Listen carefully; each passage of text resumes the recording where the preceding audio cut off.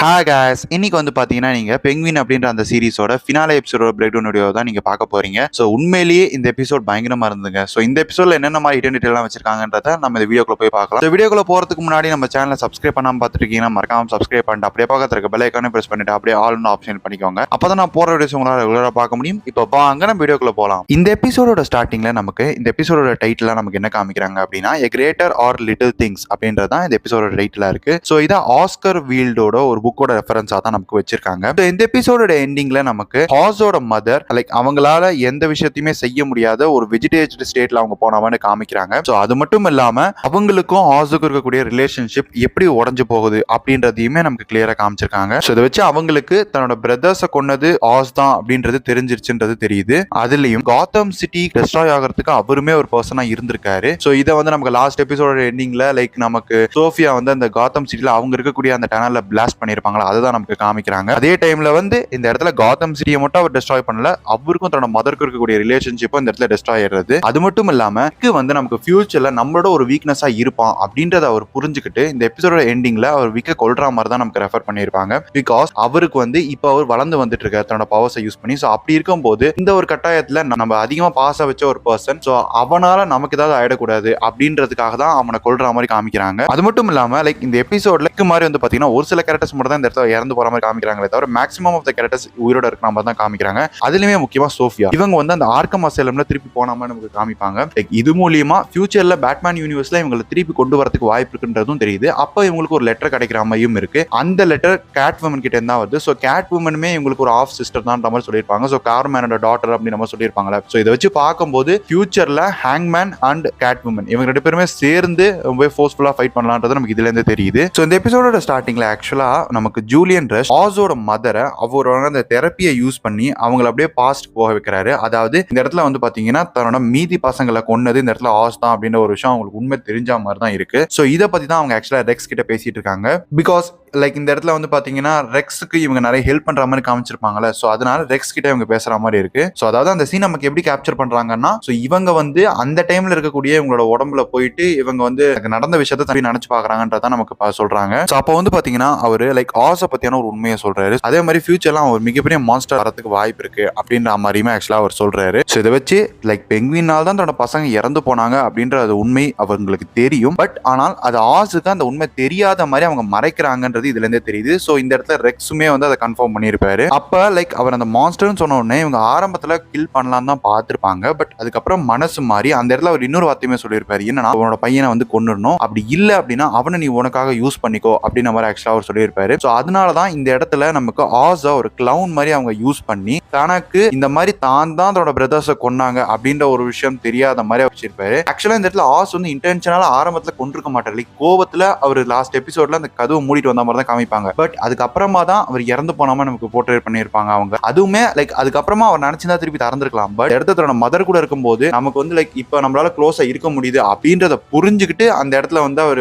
இன்டென்ஷனலா போகாத மாதிரி காமிச்சிருப்பாங்க. ஸோ இது வந்து அவங்களுக்கு தெரிய வருது. ஸோ அப்ப லைக் இந்த எபிசோட்ல ஃபியூச்சர்ல இந்த எல்லா விஷயங்களுமே நமக்கு சோஃபியா தெரிஞ்சுக்கிட்டதுக்கு அப்புறமா சோஃபியா பெங்குவினை லாஸ்ட் எபிசோட்ல கடத்திட்டு வந்திருப்பாங்களா. ஸோ அந்த இடத்துல இருக்கும்போது இந்த விஷயத்தை பத்தி அவங்க அம்மா ஓஸ் கிட்ட சொல்லும் போது அப்ப இது கூட அவங்களோட அந்த டிசார்டரை பேச்சு தான் அப்படின்னு நம்ம சொல்லும் போது இல்ல இந்த இடத்துல டிசார்டர் இல்லை, எனக்கு உண்மையிலே தெரியும் நீ தான் என் பசங்களை கொன்ன அப்படின்ற மாதிரி அந்த இடத்துல அவங்க சொல்லும் போது இவர் ரொம்பவே ஷாக் ஆகிற மாதிரி தான் நமக்கு காமிச்சிருப்பாங்க. இது மூலியமா உண்மையில அந்த இடத்துல என்ன நடக்குது அப்படின்னு சொல்லிட்டு அவருக்கே தெரியாத மாதிரி தான் இருக்கும். ஸோ அதுக்கப்புறமா வீக் வந்து பாத்தீங்கன்னா லைக் ஆரம்பத்துல ஹோஸோட மதரை பார்த்துட்டு இருப்பாரு. அப்போ வந்து சோஃபியா இவங்களை கடத்திட்டு போன மாதிரி இருக்குல்ல, அவங்களை திருப்பி காப்பாத்துறதுக்காக ஆட்களை கூட்டிட்டு வர மாதிரி இருக்கு. அப்ப லைக் விக் வந்து கூட்டிட்டு வந்தாலுமே அந்த மத்த கேங்ஸ்லாம் இந்த சிச்சுவேஷனை பார்த்துட்டு நம்மளாலே ஒன்றும் பண்ண முடியாதுன்னு சொல்லிட்டு ஹாஸை பிட்ரே பண்ண மாதிரி தான் நமக்கு காமிக்கிறாங்க இந்த டைம்ல. இப்போ நம்ம கிளப்புக்குள்ள சோஃபியா ஹோஸ் அப்புறம் அவரோட மதர் இவங்க ரெண்டு பேருமே பிடிச்சி வச்சிருப்பாருல சேம் அந்த இடத்துல தான் நம்ம காமிக்கிறாங்க. ஸோ அப்போதான் நமக்கு லைக் இவங்களோட மதர் இவரை எந்த அளவுக்கு ஹேட் பண்றாங்க அப்படின்ற ஒரு விஷயமே தெரிய வருது. அப்ப அவங்க வந்து பாத்தீங்கன்னா இத பெங்குவினுக்கு நீ தான் அதோட பிரதர்ஸை கொன்ன அப்படின்ற ஒரு விஷயம் உங்க அம்மாவுக்கு தெரியும்ன்றத போர்ட்ரேட் பண்ற மாதிரி அவங்க வந்து ஒரு பேர்டோட ஒரு ஸ்டோரியை சொல்றாங்க. ஆனா அப்பவுமே இது எனக்கு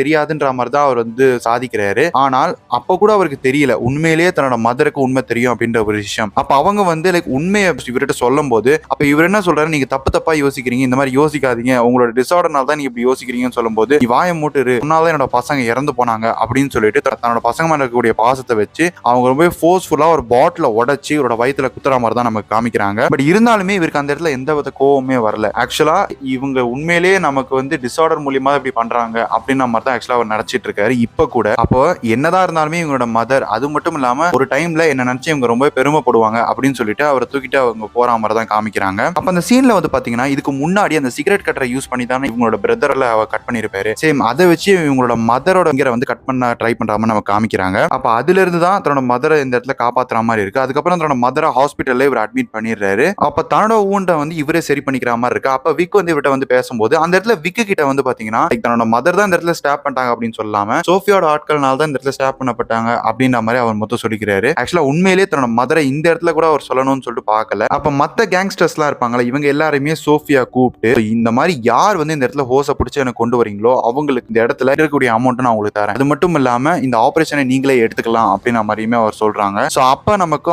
ஆஸ் இருக்கக்கூடிய இடத்த காமிக்கிறாங்க. அவர் வந்து அங்கிருந்து சிட்டி ஹாலுக்கு போறாரு. சிட்டி ஹாலுக்கு போனதுக்கு அப்புறமா அங்க இருக்கக்கூடிய கவுன்சில் மேனான ஹேட்ஸோட உதவியை ஆக்சுவலா அவர் கேட்கிறாரு. அங்க கிட்ட பேசும்போது அவர் அந்த சோஃபியா, அதுக்கப்புறம் வந்து பாத்தீங்கன்னா செல்வட்டர் மெரோனி, சோ இவங்க எல்லார பத்தியுமே என்ன பண்ணாங்க அப்படின்றத சொல்ற மாதிரி இருக்கு. சோ இது மூலியமா சிட்டி ஹால் வரைக்குமே இவரோட இன்ஃப்ளூயன்ஸ் இருக்குன்றத காமிக்கிற மாதிரி இவர் அந்த இடத்துல கோர்ட் ரூம்ல இருக்கிற மாதிரி தான் காமிக்கிறாங்க. ஈவன் இவர் மூலியமா தான் இந்த இடத்துல வந்து பாத்தீங்கன்னா சோஃபியாவை ஆக்சுவலா அவங்க அரெஸ்ட் பண்ணிருப்பாங்க இந்த எபிசோட்ல. அது மட்டும் இல்லாம இவர் அங்க எல்லாரும் ரியலா பாக்குற மாதிரி இருக்கு. ஆக்சுவலா இவங்க வந்து பேட்மேன் மூவில வந்திருப்பாங்க. சோ இதை வச்சு பார்க்கும்போது லைக் கண்டிப்பா ஃபியூச்சர்ல இவங்க ரெண்டு பேருமே மீட் பண்றதுக்கு வாய்ப்பு இருக்குன்றது தெரியுது. சோ இதை வச்சு பெங்குவினோட பவர் கவர்மெண்ட்ல ரொம்பவே பெருசா இருக்கும்ன்றது நமக்கு இதுல இருந்தே தெரிய வருது. அப்போ அவர் வெளியில வந்துட்டு ஆக்சுவலா விக்க தேடுறாரு. பட் ஆனால் அந்த இடத்துல விக் இல்ல. சோ அவர் இல்லாம லைக் இன்னொரு கேங்ல இருக்கக்கூடிய நிறைய மெம்பர்ஸ் அங்க இருக்காங்க. சோ ஒழுங்கா எங்க கூட வாங்க அப்படின்ற மாதிரி ஆக்சுவலா அவங்க சொல்றாங்க. சோ இது மூலியமா நமக்கு ஆரம்பத்துல இங்க என்ன காமிக்க வராங்கன்னா, இப்போ வந்து பெங்குவின் மாட்டிக்கிட்டாரு அப்படின்ற மாதிரி தான் காமிக்க வராங்க. அதுக்கப்புறம் தான் அவங்களுக்கு தெரிய வரும் என்னன்னா உண்மையிலேயே வந்து இவங்களை வச்சு யூஸ் பண்ற மாதிரி தான் தெரியுதுன்றது. சோஃபியாவை காமிக்கிறப்ப இவங்க கார்மனோட வாட்சை கையில வச்சிட்டு இருக்காங்க. சோ இதை வச்சு அங்க இருக்கக்கூடிய ஒரு ரூமையுமே இவங்க எரிக்கிற மாதிரி இருக்கு. First bedroom எரிக்கிறாங்க. சோ ஏன்னா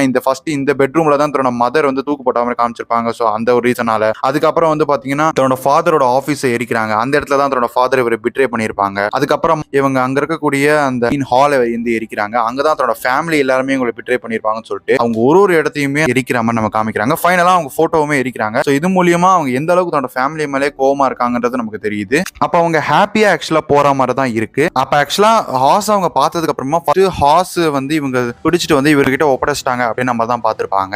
ஆனா லைக் அந்த இடத்துல என்ன நடந்திருக்கும் அப்படின்னா விக்கோட இது மூலியமா அந்த கேங்ஸ்ல இருக்கக்கூடிய ஹெட்ஸை வந்து அவங்க கேங்காரங்களே கொன்னு அதுக்கப்புறமா அவங்க அந்த இடத்த கேப்சர் பண்ணிட்டு இந்த இடத்துல பெங்குவினுக்கு அவங்க ஹெல்ப் பண்ற மாதிரி இருக்கும். சோ அப்படிதான் வந்து இந்த சீன்லயுமே நம்ம காமிச்சிருப்பாங்க. சோ இது மூலியமா அவங்க எல்லாருமே எப்படி பெங்குவினுக்கு லாயலா இருக்காங்கன்றது நமக்கு தெரியுது. அப்ப இவரு சோஃபியாவோட கார்ல ஆக்சுவலா கூட்டிட்டு போற மாதிரி இருக்கு. சேம் இதே மாதிரி தான் இதுக்கு முன்னாடி சோஃபியாவோட டிரைவரா இருந்திருக்கிறப்ப இவர் இப்படிதான் கூட்டிட்டு போயிட்டு இருப்பாரு. ஏன்னா இந்த இடத்துல ஆக்சுவலா ஃபர்ஸ்ட் நமக்கு இவங்களை கொல்லணும் அப்படின்னு சொல்லிட்டு தான் பார்த்திருப்பாரு. பட் ஆனால் நமக்கு என்ன காமிச்சிருப்பாங்க அப்படின்னா இந்த இடத்துல பெங்குவினுக்கு ஆக்சுவலா இவங்களை கொல்லணும்னு சொல்லிட்டு மோட்டிவ் இல்ல. ஏன்னா இவங்க மதரை வந்து இந்த அளவு கஷ்டப்பட்டு இருக்காங்களா, சோ அதனால இவங்களுமே கஷ்டப்படணும் அப்படின்ற மாதிரி தான் ஆக்சுவலா திருப்பியுமே இவங்க ஆர்க்கம் அசைன்மெண்ட்ல பிடிச்சது அந்த மாதிரி காமிப்பாங்க. சேம் அங்கேயுமே வந்து இதுக்கு முன்னாடி ஒரு சீஃபா ஒருத்தர் வந்திருப்பார்ல, சேம் அவர் தான் திருப்பி இந்த இடத்துல வந்து இவங்களை பிடிக்கிற மாதிரி நம்ம காமிச்சிருப்பாங்க. இதுவுமே அந்த சிட்டி ஹாலுக்கு இவருக்கு போனதுனால தான் இந்த இடத்துல சோஃபியாவை பிடிக்க முடிஞ்சிருக்கும் அவங்களோட ஹெல்ப் மூலியமா. இதை போய் தன்னோட மதர் கிட்ட போய் இப்ப எனக்கு பவர் ரொம்ப அதிகமாயிடுச்சு, இந்த இடத்துல ஜெயிச்சிட்டேன் அப்படின்ற ஒரு விஷயத்த அவர் போய் சொல்லும் போதுதான் அவருக்கு ஒரு விஷயம் தெரிய வருது. என்னன்னா தன்னோட மதர் இந்த இடத்துல எந்த வித செயலுமே பண்ண முடியாத ஒரு சிச்சுவேஷனுக்கு அவங்க போயிட்டாங்க, அப்படி இந்த வெஜிடேஷன் ஸ்டேட்டுக்கு அவங்க போயிட்டாங்க அப்படின்ற மாதிரி தெரிய வருது. சோ அதனால அவர் ரொம்ப கஷ்டப்படுறாரு. சோ இனிமேட்டு வாழ்நாள்லாம் நம்மளோட மதர் நம்மளை நினைச்சு பெருமையா இருக்கேன்னு சொல்லிட்டு அவங்க சொல்லவே மாட்டாங்களா அப்படின்னு நினைச்சு ரொம்ப ஃபீல் பண்றாங்க. அதுக்கப்புறமா தான் அவர் விக்கி கிட்ட பேசுற மாதிரி இருக்கு. சோ அந்த இடத்துல தான் ஃபைனலா அவர் ஆக்சுவலா விக்க வந்து கொன்னுறாரு. ஆக்சுவலா அவர் அந்த இடத்துல எதனால கொன்றாரு அப்படின்னா விக் இந்த இடத்துல தன்னோட ஒரு வீக்னஸா அவர் பாக்குறாரு. அதனாலதான் அதுக்கப்புறமா கொன்னதுக்கு அப்புறமா வாலெட்ல இருக்கக்கூடிய கேஷும் அவரோட அந்த கார்டையுமே எடுத்துறாரு. ஏன்னா ஒருவேளை போலீஸ்ல இந்த பாடி கிடைச்சதுனா கூட இந்த இடத்துல அவன் யாருன்னு சொல்லிட்டு அவங்க கண்டுபிடிக்க கூடாது அப்படின்றதுக்காக அவர் அந்த மாதிரி பண்றாரு. அதுக்கப்புறம் அங்க சோஃபியா திருப்பியுமே அவங்களோட ஆர்க்கம் அசைலம்லயே இருக்காங்க. அப்ப ஜூலியன் ரஷ் அங்க இவங்களுக்கு ஒரு லெட்டரை கொண்டு வந்து கொடுக்குறாரு. அது மூலியமா தான் கேட் உமன் இன்னும் வெளியில இருக்காங்க. அவங்களோட ஆஃப் சிஸ்டர் அவங்களுமே கார்மேனோட பொண்ணு தான் அப்படின்ற ஒரு விஷயமே உங்களுக்கு தெரிய வருது. சோ இது மூலியமா ஃபியூச்சர்ல இவங்க ரெண்டு பேருமே சேர்ந்து இந்த இடத்துல பேட்மேனுக்கு எதிராக ஃபைட் பண்ண வரலான்றது தெரியுது. அதுக்கப்புறமா நமக்கு பெங்குவினை காமிக்கும் போது இவரு லைக் ரொம்பவே வந்து ரிச் பர்சனா மாறிட்டாருன்றதை காமிக்கிற மாதிரி இவர் இதுக்கு முன்னாடி வச்சிருக்க நார்மல் காரை விட இந்த இடத்துல ரோல்ஸ் ராய்ஸ் கார் இவர் வச்சிருக்காம நம்ம காமிக்கிறாங்க. இதுவுமே சேம் அதே பர்பிள் கார் தான். அப்ப ஃபைனலா அவர் காமிக்ஸ்ல இருக்கக்கூடிய சேம் அதே க்ளோத்ஸே போட்டுட்டு இருக்கிற மாதிரி இருக்கு. சோ அந்த இடத்துலயுமே அவர் வந்து அதே மாதிரி கோட் தான் போட்டுருப்பாரு. அதையுமே இங்க போட்டுட்டு இருக்காரு. அது மட்டும் இல்லாம அந்த டாப் ஹேட்டையுமே அவர் வேர் பண்ணிட்டு இருக்காரு. ஸோ இது வந்து அந்த லாஸ்ட் எபிசோட ஒரு ரெஃபரன்ஸா. ஸோ அந்த டைம்ல தன்னோட மதரை காமிக்கும் போது